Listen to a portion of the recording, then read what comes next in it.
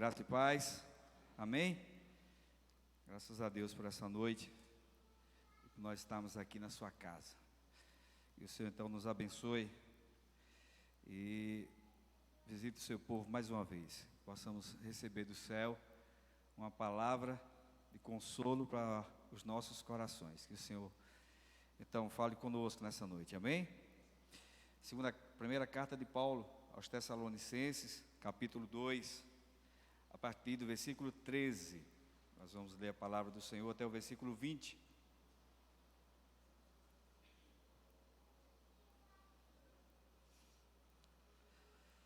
Primeiro aos Tessalonicenses, capítulo 2, a partir do versículo 13. Quem encontrou diz amém. Temos mais uma razão para incessantemente dar graças a Deus. É que ao receberem a palavra que de nós ouviram, que é de Deus, vocês a acolheram não como palavra humana, e sim como, em verdade a palavra de Deus, a qual está atuando eficazmente em vocês, os que creem. Tanto assim, irmãos, que vocês se tornaram imitadores das igrejas de Deus que se encontram na Judéia e que estão em Cristo Jesus, porque também vocês sofreram da parte de seus patrícios as mesmas coisas que eles, por sua vez, sofreram dos judeus, os quais não somente mataram o Senhor Jesus e os profetas, como também nos perseguiram, não agradam a Deus e são adversários de todos, a ponto de nos impedirem de falar aos gentios, para que estes sejam salvos, a fim de encherem sempre a medida de seus pecados. A ira, porém, caiu sobre eles definitivamente. E nós, irmãos, estando separados de vocês por breve tempo, ficando longe dos olhos, mas perto do coração, com muito mais empenho e com grande desejo de procurar e vê-los pessoalmente. Por isso, quisemos ir até vocês, pelo menos eu, Paulo, por mais de uma vez. Porém, Satanás nos barrou o caminho. Pois quem é a nossa esperança, ou alegria, ou coroa, em quem nos gloriamos na presença de nosso Senhor Jesus em sua vinda? Não é verdade que são vocês? Sim, são vocês, realmente, a nossa glória e a nossa alegria. Amém? Vamos orar? Amado Deus e Pai, nós te agradecemos, Senhor, por esta noite. Te agradecemos, ó Deus, por tua palavra, Senhor, por esse momento, Senhor, de louvor e adoração. Que a tua presença, Senhor, enche os nossos corações, que traga, Senhor, a paz que excede todo entendimento, meu Deus amado. Que possamos aquietar o nosso coração, que possamos ficar em paz, Senhor, e que a tua palavra, meu Deus, penetre no nosso coração. Necessitamos, Senhor, não é que nós precisamos, é que nós necessitamos ouvir a tua palavra. Fale conosco, meu Deus, nessa noite. Tenha misericórdia de nós, que nos reunimos aqui como tua igreja, como teu povo.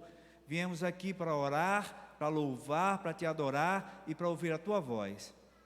Não deixe, Senhor, que nós saímos daqui com o nosso coração vazio, com as nossas mãos vazias. Sei que nós levemos para nossa casa, o nosso punhado, a tua palavra em nossos corações. Nos visite mais uma vez, Senhor. Em nome de Jesus, oramos a ti e te agradecemos. Amém? Glória a Deus. Então, meus irmãos, a gente está acompanhando aí a primeira carta aos Tessalonicenses, capítulo 1, a parte do capítulo 2 e agora a conclusão desse capítulo 2. Então, Paulo faz aqui um resumo da relação dos Tessalonicenses com o Evangelho. Então, nós vemos aqui nessa leitura, a partir do versículo 13 até o versículo 20. Então, nós vimos aqui essa relação de Paulo com os Tessalonicenses e dos Tessalonicenses com a palavra e com a presença do Senhor. Então, nós podemos pensar nessa noite que esses homens foram consolados e confirmados no Evangelho da salvação. Então vamos pensar por aí, vamos caminhar um pouco na palavra do Senhor. Então vamos aqui, nós podemos pensar em três ideias que esses textos ele nos traz.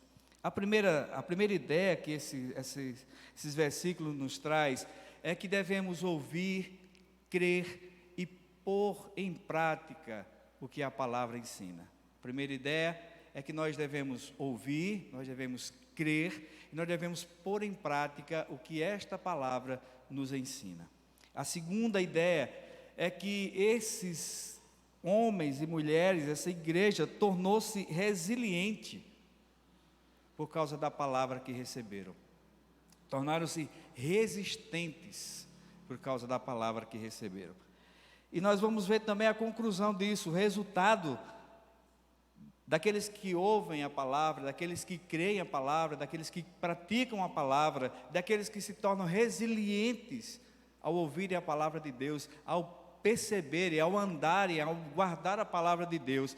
O resultado disso é igual à esperança celestial que essa palavra nos conduz.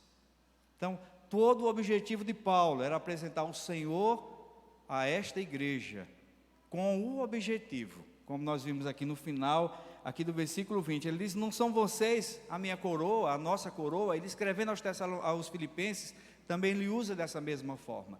Não são vocês a minha coroa. Então, é nesse sentido, irmãos, que a palavra do Senhor, é nesse sentido que o Senhor Jesus Cristo morreu naquela cruz por nós. Tem um objetivo de tratar a nossa alma, de nos dar dias de paz, mesmo em meio a esse tumulto que nós estamos vivendo, ao tumulto que esses homens e essas mulheres viveram aqui nessa época, 2000 anos atrás. Mas o resultado disso, o objetivo da vinda do Senhor Jesus Cristo, é nos conduzir ao céu. Esse é o objetivo da palavra de Deus. Então Paulo começa a relatar a fidelidade. Nós vemos isso aqui, temos mais uma razão para incessantemente dar graças a Deus.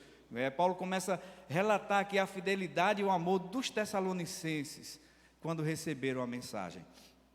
Quando a escutaram, tiveram sabedoria de aceitar, não como palavra de homens, mas como palavra de Deus. A palavra do Senhor nos diz lá em Tiago, que aquele que não tem sabedoria, peça a Deus, que dá abundantemente, dá com fartura, não precisa ninguém nos auxiliar. Nós podemos pedir a Deus que nos dê sabedoria, para dar discernimento. Olha, a palavra de Deus, Paulo vai relatar aqui, lá em Atos 17, que quando ele foi recusado daqui, desceu para Bereia, ele disse que os homens de Bereia eram mais envolvidos, mais preocupados com aquilo que ouviam do que este de Tessalonicenses. É claro que não foi todos, porque ele relata aqui, ele parabeniza essa igreja de Tessalonicenses. Então, veja que a palavra de Deus e a mensagem que ouvimos, nós precisamos ter discernimento para saber se realmente é a palavra do Senhor. Paulo dá graças a Deus, porque eles receberam essa palavra, não como palavra de homens, apesar de ter sido ministrada por eles, mas receberam a palavra dada pelos homens, mas como uma palavra de Deus para a vida deles. Então isso faz toda a diferença. Eles escutaram e tiveram sabedoria, meu amado, de aceitar a palavra, não como palavra de homens, mas como a palavra de Deus. A palavra de Deus, ela, embora seja transmitida por meio de homens, ela não é uma mensagem de simples poder humano, mas é a palavra de Deus. A palavra de Deus, ela tem poder para curar, para tratar, para restaurar, para sarar, para transformar. Olha, se você olhar para você mesmo, você vai ver que foi a palavra que você ouviu um dia que fez isso na sua vida. A palavra de Deus, ela tem esse poder. Se você absorver a palavra, se você guardar a palavra, ela vai produzir fruto na sua vida. Você vai ser, como o Salmo 1 diz, uma árvore frondosa, junto a ribeiros. Ribeiros não simplesmente a águas, mas a palavra e a presença do Senhor. Ela é uma mensagem divina, que de maneira ativa e efetiva, age na vida dos cristãos através do Espírito Santo. O grande diferencial dessa igreja foi que eles receberam a palavra, a mensagem, e souberam discernir, não como palavra de homens, mas como palavra de Deus. o que não aconteceu nas igrejas lá de Jerusalém e por onde eles haviam andado. Receberam a palavra como palavra de homens e contrariaram essa palavra de homens vinda de Deus com palavra de Deus, rejeitando assim a palavra do céu para a vida deles. Então a igreja ela foi diferente, essa igreja ela foi diferente, e é o que nós precisamos ser, é diferente. Num mundo que está praticamente todo mundo igual, que quase hoje a gente não consegue mais diferenciar as pessoas, nós precisamos ser diferentes. Nós precisamos guardar a palavra, é a mensagem, é a palavra, meu irmão, que vai sustentar a sua vida. Na madrugada, no momento de choro, de dificuldade, no momento de falta, é a palavra que você guardou que vai sustentar a sua vida. A palavra que o mundo não tem, nós temos, glória a Deus. Deus deu a Isaías, no capítulo 55, 11, ele escreveu, diz, assim será a palavra que sair da minha boca, não voltará para mim vazia, antes fará o que me apraz, e prosperará naquilo que a enviei. Vai depender de quem ouve e como quer ouvir a palavra. Ela vai prosperar. A palavra de Deus, ela não volta para ele vazia.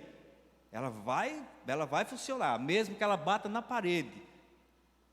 Mas ela não vai voltar para o Senhor vazia. A palavra vai servir no final, quando os incrédulos, quando a igreja do Senhor, quando todo salvo estiver diante do Senhor, de joelhos, dizendo para Ele que Ele é o Senhor, quem crê, quem não crê, quem acha, quem não acha, quem acha que Deus é sol, é a lua, é as estrelas, é uma força, é a natureza, quem acha, pode achar o que for. A palavra de Deus nos diz assim, que um dia nós estaremos diante dEle e confessaremos que Ele é o Senhor. Quando Deus disse a Isaías, a minha palavra não voltará vazia, não voltará para mim vazia, ela serve no mínimo de condenação para quem ouve, porque não terá desculpa de chegar diante de Deus e dizer, não ouvi. Hebreus 4:12 nos diz assim, porque a palavra de Deus é viva e eficaz, e mais penetrante do que espada de 2 gumes, e penetra até a divisão da alma e do espírito, e das juntas e medulas, e é apta para discernir os pensamentos e intenções do coração. Tiago também escreveu, há várias citações, mas eu separei 4 aqui. Tiago escreveu, portanto, livrem-se de toda impureza moral, e da maldade que prevalece, e aceitem humildemente a palavra implantada em vocês, a qual é poderosa para salvá-los. Jesus disse lá em Mateus, escreveu, Mateus 22, 29, diz, vocês estão enganados porque não conhecem as Escrituras nem o poder de Deus. Outra tradição diz, vocês erram em não conhecer a palavra e nem o poder de Deus. Ou seja, tudo o que conhecemos de Deus é porque Ele revelou a nós através do seu Filho Jesus Cristo. Veja, Paulo dá graças a Deus pelo resultado que a palavra produziu aos irmãos de Tessalônica, porque ela vai ser o alicerce para o fortalecimento nos tempos difíceis. Eles iriam enfrentar tempos difíceis, mas a palavra guardada no coração, ela é alicerce para a gente superar as dificuldades, para a gente superar os momentos difíceis. Nós podemos ver alguns benefícios, que a palavra de ouvir, crer e pôr em prática o que ela nos ensina.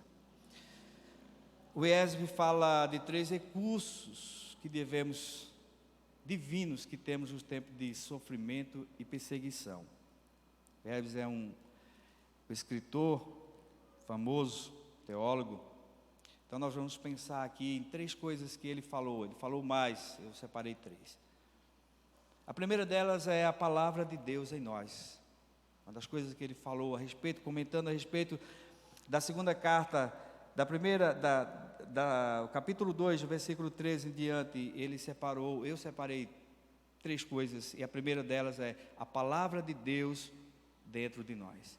É interessante, meu amado, porque ninguém rouba aquilo que está no nosso coração. A palavra de Deus, ela não se perde, ela fica guardada. E o bom é que é um depósito, e a gente pode fazer uso dela quando nós necessitarmos. Mas precisamos ter a palavra guardada em nosso coração. Paulo dá graças a Deus pela recepção positiva que esses irmãos tiveram aqui em Tessalônica. Paulo dá graças a Deus porque eles receberam a palavra de Deus como ela é a palavra de Deus. Ouvimos muitas vezes as pessoas falarem da Bíblia. A Bíblia é um livro ultrapassado, a Bíblia ela tem que ser reinterpretada, porque é um livro arcaico que ficou lá para trás, a Bíblia ela é exclusiva, ela tem que ser inclusiva, ela tem que ser uma nova interpretação. A Bíblia ela é a palavra de Deus, cada um pode dizer o que quiser da palavra, mas ela é a palavra de Deus.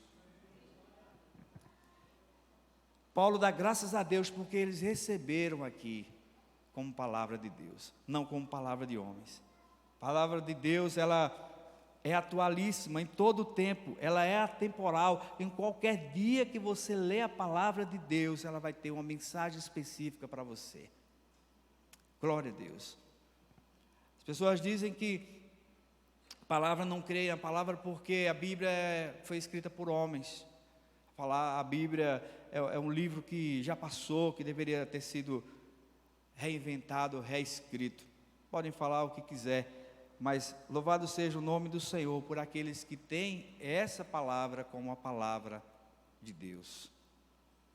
A segunda coisa que nós podemos pensar aqui, o segundo benefício aqui que nós podemos pensar, irmãos, é que eles apreciaram a palavra. Temos mais uma razão para incessantemente dar graças a Deus, é que vocês, ao receberem a palavra que nós ouviram, que é de Deus, vocês acolheram não como palavra humana. A Bíblia é a palavra revelada de Deus para nós. Ela é infalível, ela é inerrante, ela é suficiente em qualquer tempo. Ela é a melhor, ela é o melhor alimento para a nossa vida, para a nossa alma, do que qualquer outro alimento. O salmista no Salmo 19, versículo 10, diz assim: são mais desejáveis do que o ouro, do que muito ouro puro, são mais doces do que o mel, do que as gotas do favo. Salmo 119, versículo 14 diz: regozijo-me em seguir os teus testemunhos, como que se regozija com grandes riquezas. O Salmo 119, versículo 11 diz: guardei no coração a tua palavra, para não pecar contra ti.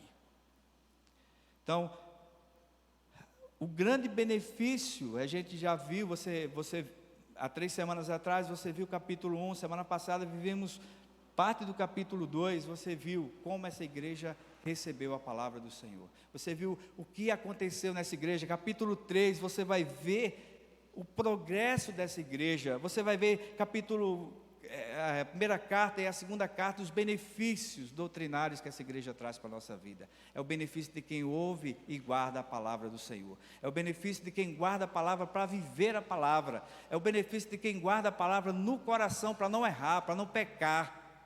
É o benefício de quem ama a palavra do Senhor. O versículo 13 nos diz que eles acolheram a palavra. A palavra acolher aqui, usada por Paulo, significa mais do que ouvir. Significa ouvir com o coração e internalizar, colocar dentro do coração a palavra. Então, não só acolher, não só apreciar, mas receber com o coração. Nesse tempo, o coração era o centro dos sentimentos. É como se fosse o órgão que guardasse tudo, como nós vimos, a tua palavra guardei no coração, para não pecar contra ti. É como se o coração fosse o centro de tudo. Então, Paulo quis dizer que eles pegaram a palavra, ouviram a palavra e guardaram no mais profundo do seu ser, para não errar, para viver através dessa palavra. Veja, no finalzinho diz assim: vocês a acolheram não como palavra humana, e sim como é a palavra de Deus, a qual está atuando eficazmente em vocês que creem. Veja que essa tradução diz que ela está atuando, ou seja, ela continua, ela não ficou e nem está, ela está atuando, vai atuar daqui a pouco, amanhã, depois de amanhã, ela vai continuar atuando eficazmente no coração daqueles que creem. Veja que tem um mistério aqui, tem um detalhe, de todos? Não, daquele que crê. Então, daquele que crê na palavra de Deus, ele vive, apesar desses dias, ele vive dias melhores, porque tem a paz que excede todo o entendimento no seu coração, porque creu na palavra de Deus. Então, os benefícios é ouvir, crer e pôr em prática a palavra do Senhor. O outro benefício de ouvir, crer e pôr em prática a palavra do Senhor é aplicar a palavra, é viver essa palavra. Em segundo, o povo de Deus ao redor de nós é outro ponto que ele traz para nós. Então, a palavra de Deus nos diz que eles, tanto é assim, irmãos, que vocês se tornaram imitadores das igrejas de Deus que se encontram na Judéia e que estão em Cristo, porque também vocês sofreram da parte dos seus patrícios as mesmas coisas que eles, por sua vez, sofreram. Então, o povo de Deus tornou-se resistente aos ataques. Como é que se torna resistente ao ataque? Se não conhece as armas, se não tem as armaduras daquele que ataca. Então, é a palavra que vai fornecer para nós as armaduras, como diz Efésios, para aquele que nos ataca. É a palavra de Deus, é o segredo. E o resultado da vida daqueles crentes foi que eles não somente foram salvos, como também eles foram ajudados a se manterem firmes diante das severas perseguições. A igreja lá de Jerusalém, a igreja da Judéia, então, os gregos atacavam, os judeus atacavam os seus patrícios, como nos diz a palavra. Então, os gentios atacavam. E como sobreviver no meio de tanta perseguição, no meio de tanta contradição, né? Quando se rejeita, qual era a dificuldade? Qual era a dificuldade aqui? A dificuldade era que o Senhor Jesus veio aliviar o peso que a lei trazia. Criaram-se 600 e poucas, subdividiram a lei. Em 600 e poucas coisas, o Senhor Jesus dividiu a lei em duas coisas. A primeira, amar a Deus sobre todas as coisas. A segunda, amar o próximo como a si mesmo. Fazendo assim, não dá errado. Então, qual era o peso, qual era a dificuldade desse povo? Era que eles queriam continuar do mesmo jeito. Esqueceram Jesus. Não, a gente vai continuar desse mesmo jeito. E quem queria, e quem se convertia, e quem entendia que não precisava mais do sacrifício que vivia, era perseguido, como ainda hoje é perseguido. Aquele que se converte é zombado. Na casa passa por dificuldades se os outros, se a família não for crente. As pessoas tiram sarro das outras, tiram onda, curtem da cara dos outros. Então ainda hoje não mais essa perseguição aqui no nosso país não, mas lá fora sim. Lá fora aqueles que se convertem, que deixam a prática da vida velha e passam a viver uma nova vida, em muitos casos são mortos pelos próprios pais, porque saíram dos costumes antigos. Jesus veio para aliviar essa carga. Jesus veio para ter esse costume. E a perseguição em cima de Paulo, dos missionários, de Silas, de Timóteo, de tantos outros, era ferrenha. E Paulo glorifica a Deus, porque essa igreja absorveu, e assim como Jesus e os profetas, como ele diz, e os colegas, e ele mesmo que havia sendo perseguido. Se você ler Atos capítulo 17, você vai ver a introdução de Paulo nessa comunidade, o quanto ele sofreu. E o que é que vai manter o povo de pé? É a palavra que receberam. Não existe outra forma, se não for a palavra. A palavra vai discernir, você vai conseguir discernir, em meio a tantas coisas que nós estamos passando, em meio a tantas coisas que nós estamos vendo, tantas doutrinas, tantos ensinamentos, tantas igrejas que parecem ser a mesma coisa, que parecem falar da mesma coisa, do mesmo Jesus. O que é que vai discernir a igreja verdadeira das demais? É a palavra. Não se engane, não se engane. Antigamente a gente ouvia falar né, no nosso inimigo como aquele bicho feio e tal, que todo mundo reconhecia. Hoje, meu irmão, hoje vive misturado. Então, o que é que vai discernir? É a palavra. Leia, busque. Tiago disse que aquele que não tem sabedoria, peça a Deus que vai lhe dar sabedoria. Então é isso que nós devemos fazer. Faça isso, peça ao Senhor, e que nós possamos ser como essa igreja, possamos ser resilientes, possamos ser resistentes aos que se infiltram na nossa vida, no nosso trabalho, na feira, onde quer que nós estejamos, para onde quer que nós andemos. Irmãos amados, a única coisa que vai nos diferenciar é a palavra em nós, é o evangelho da graça em nossa vida, é a absolvição da palavra em nós. Ela sim vai nos moldar, ela vai nos direcionar. E o terceiro resultado, meu irmão, que essa palavra nos traz, está no versículos 17 a 20. E nos diz: e nós, irmãos, estando separados de vocês por breve tempo, ficando longe dos olhos, mas perto do coração, com muito mais empenho e com grande desejo, procuramos ir vê-los pessoalmente. Por isso, quisemos ir até vocês, pelo menos eu, Paulo, por mais de uma vez, porém Satanás nos barrou o caminho. Pois quem é a nossa esperança ou alegria, ou a coroa em que nos gloriamos na presença de nosso Senhor Jesus Cristo, em sua vinda? Não é verdade que são vocês? Sim, vocês são realmente a nossa glória e a nossa alegria. Por que tanta perseguição? Por que tanta dificuldade? Por que as pessoas não aceitavam, não queriam aceitar Jesus Cristo como Filho de Deus, como o Senhor? Porque essa mensagem, porque este homem ia tirar o povo do caminho que estava e conduzi-lo ao céu. É diferente hoje? Me diga o que é que está diferente desse tempo para hoje. Quando você se converte, quando você muda a sua vida, quando você passa a ter novos costumes, quando você passa a andar na casa do Senhor, seus velhos amigos dizem o que com você?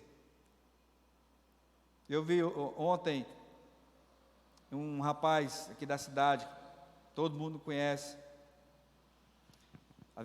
tinha deixado de beber já faz um tempo, e aí os colegas dele esses dias,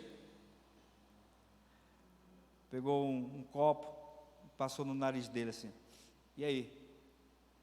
Lembra disso? Lembra desse cheiro? Mas são poucos aqueles que dizem: que bom que tu já faz tanto tempo que não bebe, que coisa boa. Estás indo para a igreja, continua indo à igreja. São poucos, continua a mesma coisa. Sabe, não é o simples fato da pessoa voltar a beber, mas é tirar a pessoa da presença de Deus. Esse é o grande objetivo, é tirar você e eu da presença do Senhor. Por isso que a palavra, ela vai fazer efeito, ela vai fazer a diferença na nossa vida.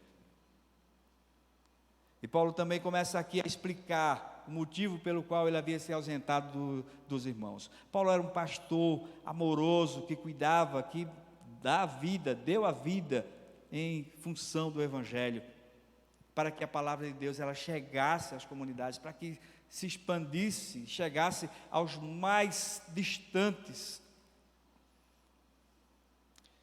Paulo começa então a explicar aqui, lá no capítulo 17 de Atos, ele fala, eu acho que Gesiel já falou a respeito disso, não vi na primeira, há 15 dias atrás, não pude estar aqui, mas ele deve ter falado. Se você esteve por aqui, você ouviu a explicação, por que Paulo tinha se ausentado.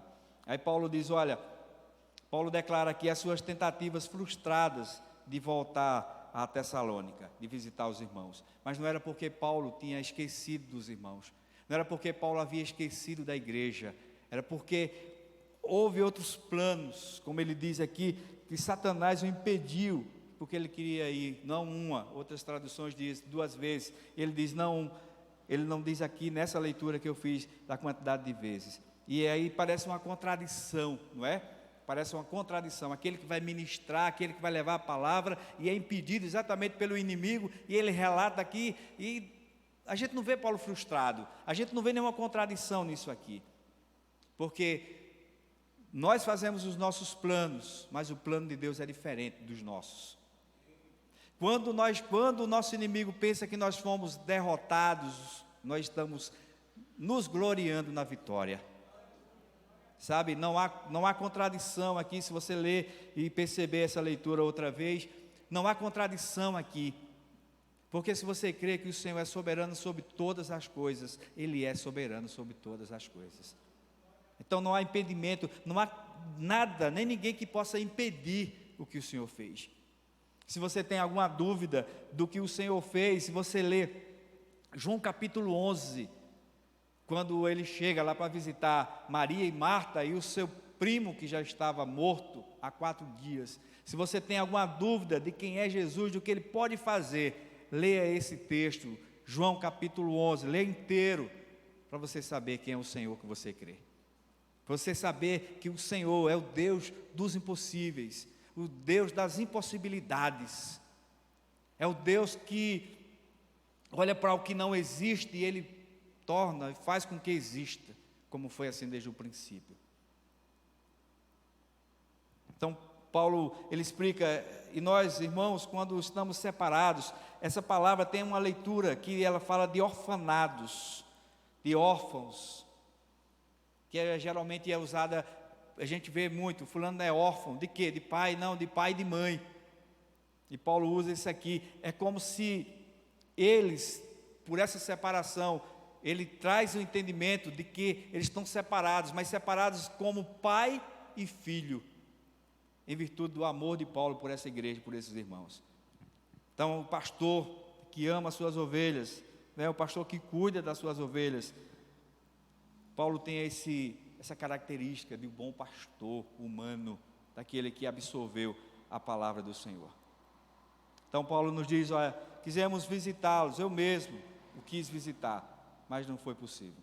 Então, eu quero concluir, meu amigo, minha irmã, meu irmão, com os versículos 19 e 20, que nos diz assim: pois quem é a nossa esperança, ou alegria, ou a coroa em que nos gloriamos, na presença de nosso Senhor Jesus, em sua vinda? Não é verdade que são vocês? Sim, vocês são realmente a nossa glória e a nossa alegria. Glória a Deus por isso. Louvado seja o nome do Senhor. Paulo escrevendo aos Filipenses, capítulo 2, versículo 16, diz: preservando a palavra da vida, assim, no dia de Cristo, poderei me gloriar de que não corri em vão, e nem me esforcei inutilmente. Finalzinho aqui do versículo 20, ele nos diz que são vocês a minha coroa. Não é você a minha coroa, não é você a minha alegria. Portanto, meus amados, o que faz a diferença total nessa igreja? Se não for a palavra do Senhor, se não for o Senhor que orienta a sua igreja, que orienta o seu povo. Portanto, dedique mais tempo à palavra, porque você vai conseguir sobreviver em dias de crises, em dias de dificuldades, na palavra do Senhor. Deus assim nos abençoe, meu irmão. Deus assim nos abençoe. Amém? Glória a Deus.